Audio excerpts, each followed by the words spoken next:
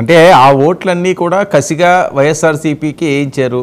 అలాగే వివిధ రాష్ట్రాల నుంచి వచ్చిన వాళ్ళని కూడా పెద్ద ఎత్తున వైఎస్ఆర్సీపీ శ్రేణులే తీసుకొచ్చి ఓట్లు వేయించారు దగ్గరని చెప్పి మరొక టాక్ నడుస్తుంది. ఏ పార్టీ అయినా సరే వాళ్ళ ఊర్ల నుంచి వలసపోయిన వాళ్ళు ఓటు వేయడానికి వచ్చేటప్పుడు కొన్ని చోట్ల వాళ్ళకి వెహికల్ ఫెసిలిటీ అనేది ఏర్పాటు చేశారు. ఎవరికి అనుకూలంగా ఉన్న క్యాడర్ కి వాళ్ళు ఏర్పాటు చేశారు. అందులో వైసీపీ క్యాడర్ ఉంది, టీడీపీ క్యాడర్ ఉంది, జనసేన క్యాడర్ ఉంది, బీజేపీ క్యాడర్ ఉంది. ఇది అన్ని నియోజకవర్గాల్లో అన్ని పార్టీలకి జరిగిన విషయమే. ప్రత్యేకించి వైసీపీకి మొహానికి రంగేసుకుని మరి ఎవరు వైసీపీ వాళ్ళం మేమని చెప్పేసి రాలేదు. 3 పార్టీలకు సంబంధించి వలసపోయిన వాళ్ళందరూ కూడా దగ్గరలో అందుబాటులో ఉన్న వాళ్ళందరూ వచ్చారు.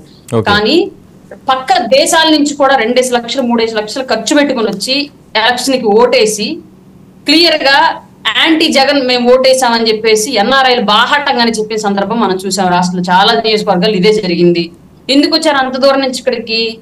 ఇక్కడ రాష్ట్రంలో జరుగుతున్నటువంటి విధ్వంసాన్ని చూస్తున్నారు కాబట్టి, మేము ఎక్కడో పక్క దేశాల్లో ఉంటే ఇక్కడ మా బంధువులంతా ఇబ్బంది పడుతున్నారు కాబట్టి మా హక్కును మేము వినియోగించుకొని ఇక్కడ మాకున్న రైట్ ని మేము చూపించేసి వెళితే గానీ మా వాళ్ళు బాగుపడరని ఉద్దేశంతో వచ్చారు. అట్లాగే పక్క జిల్లాల నుంచి కూడా కొంతమంది స్వచ్ఛందంగా ఎవరు తేకపోయినా సరే వీళ్ళని వాళ్ళంతటి వాళ్ళుగా 2-3 రోజులు సెలవు పెట్టుకొని మరి వచ్చి వాళ్ళ ఛార్జీలతో వాళ్ళే పెట్టుకుని వచ్చి ఇక్కడ క్లియర్ గా కూటమికి ఓటేసి వెళ్ళారు.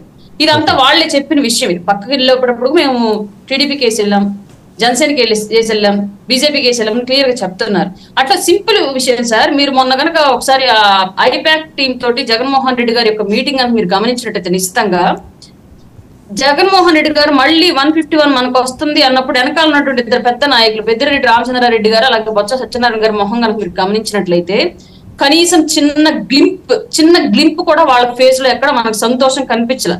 ఇక్కడ ఈయనైతే నవ్వుకుంటూ చప్పట్లు కొట్టిస్తున్నాడు కానీ వాళ్ళల్లో ఎక్కడ అది కనిపించలే.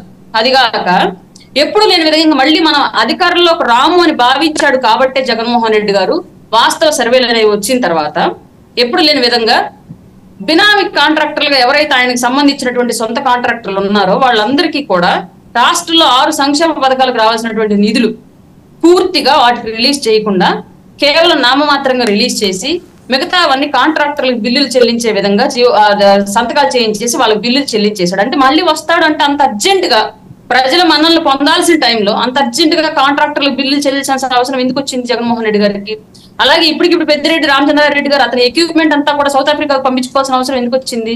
బిజినెస్ ఎక్కడి నుంచి అక్కడ తరలించుకోవాల్సిన అవసరం ఎందుకు వచ్చింది?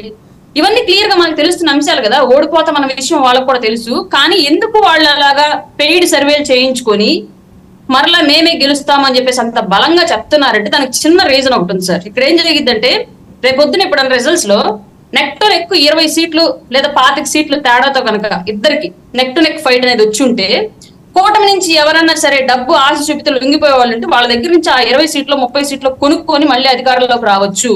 కానీ అప్పుడు దాకా నా పార్టీలో నుంచి నాయకులు జారిపోకుండా కాపాడుకోవాల్సిన బాధ్యత నాకు ఉంది కదా. ఇన్ కేసు వీళ్ళు జారిపోతే రేపొద్దున 25 10 25 50 అయింది అనుకోండి గ్యాప్, అప్పుడు కొనడం కష్టం కదా అని ఒక మైండ్ గేమ్ ఆడుతున్నారు జగన్మోహన్ రెడ్డి గారు. రాష్ట్రంలో ఉన్నటువంటి ప్రజలకి అట్లాంటి ఒక మ్యానిపులేటింగ్ చేసే ప్రక్రియ చేస్తూ వాళ్ళ నాయకుల్ని జస్ట్ పార్టీలో హోల్డ్ చేసి ఉంచుకునే ప్రయత్నం మాత్రం ఈ మాటలన్నీ కూడా. Okay right. వెంకటరెడ్డి గారు నమస్కారం మీకు ప్యానల్లో